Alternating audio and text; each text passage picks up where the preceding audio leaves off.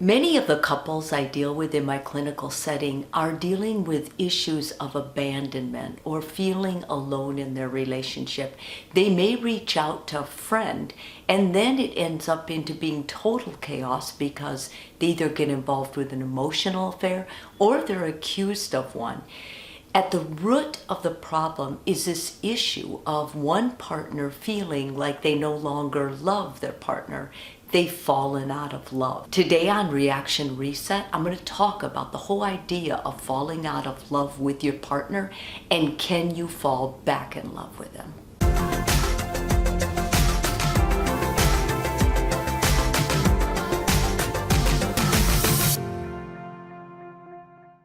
When you first begin feeling like you're falling out of love with your partner, it's a scary feeling.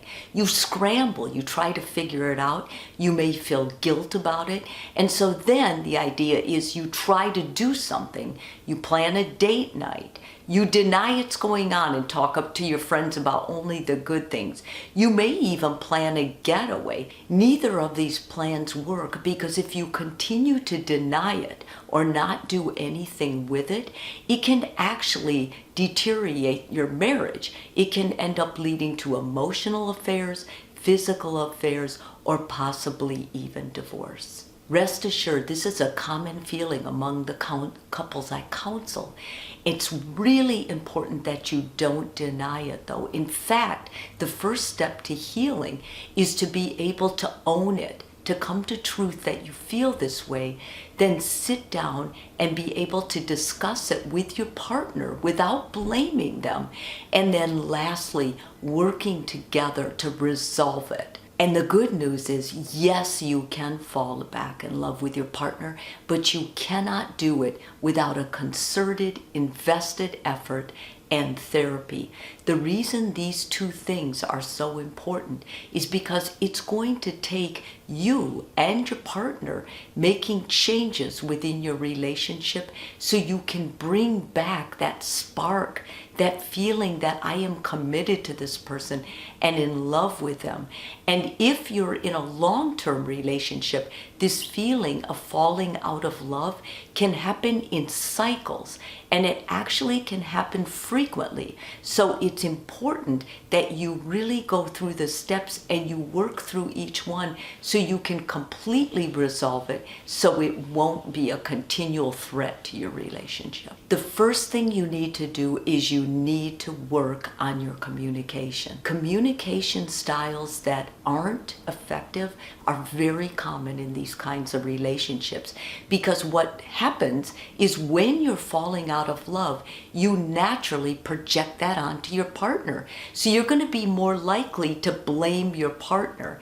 When you begin making I statements, I feel like this, and not saying you make me feel, you're owning the way you feel, and that's a really good thing because your partner no longer has to be defensive. They can actually calm down and listen to what you're saying and hopefully take their part of it too. Practicing I statements, practicing quiet communication, practicing limiting all distractions like phones and TVs and looking eye to eye contact is going to be very healing, and it's going to start you back to effective, healthy communication. Second is give yourself time to work on forgiveness. Remember, forgiveness is not so much for the other partner, it's to free you. Forgiveness is so important because when you've put old hurts under a rug or hidden them, when they start coming out, it's very painful and you may have to relive it again. In that reliving, instead of projecting blame onto your partner, think about where you were at that time in your relationship and also step back. Get your partner's ideas of what they were thinking during that time so you can seek to understand rather than win. Forgiveness doesn't happen overnight. None of these problems happened overnight. So give yourself time. You'll know when it happens because you'll become more freeing within yourself. You'll feel like a heavy weight's been lifted off of you. Make a list of what brought the two of you together in the first place. We know as experts in the field that study this, that when couples are able to recall what their partner wore on the first date, or what their proposal was, those couples actually have happy marriages. When's the last time the two of you sat down and talked about old memories? What you used to do that was fun? What did you enjoy about each other? What outfits did you like? There's no reason you can't start doing that.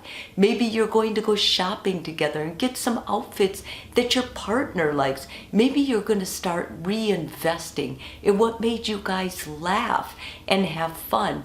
It's so important that you begin bringing back what brought you together in the first place. Now, sometimes couples are so angry, they're so resentful that they can't talk. If you can't talk about it or make a list to share with your partner, then go ahead and go through old photos by yourself. And as you look at the photos, reminisce about, oh yeah, that was fun. Oh yeah, they looked great. And write those things down. Those are going to help you be able to talk to your partner and maybe begin a discussion of sharing. Fourthly, create and try new experiences. When couples invest and try novel experiences, it brings back a spark. And not only that, it recommits them, because when you do something new together, you're both novices. And so nobody's competing. You don't have to be resentful. All you have to do is go through it together. The more of these you do, the more adventures, maybe going hiking, maybe trying something like making a beer together, or maybe something like a painting class or going to the arboretum. Anything you share together, you'll start seeing some teamwork after you do it for a while. You can feed off that teamwork and start reinvesting in each other again as your team member. It's important that you have separate identities. It's important that you have separate hobbies you each like, because that keeps you both interested.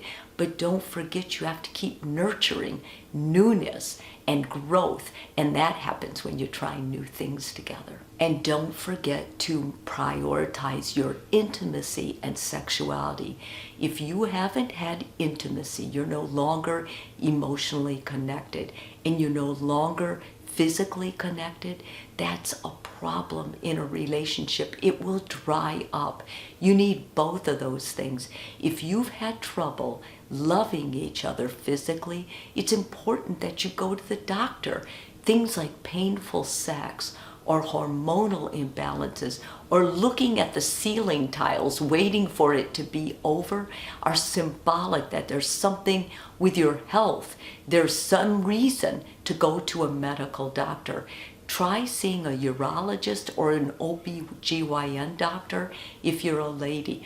Those two physicians can help you medically. They'll give you the medication you need so you can feel a libido again, so you actually want to have sex. If you're not emotionally connected, the best and quickest way to do that is get reinvested with talking together again.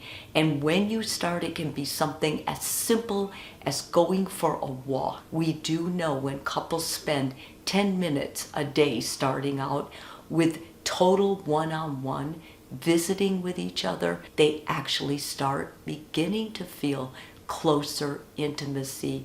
If you're going to fall back in love, you must remember this golden rule, that love is all the little things. It's being there to help your partner, maybe with a presentation. It's something like picking up their dry cleaning. It's something like mailing their letter or putting a love note in their lunchbox when they go to work. It's something as simple as when your partner comes home, acknowledging them. Everyone knows what it feels like when they're loved with little things. Your partner can't read your mind, so being courageous enough to share with your partner what you need is a sign of trust that you're extending to them, that they will do their best to try and give you what you ask for. Remember, change your reaction, change your world.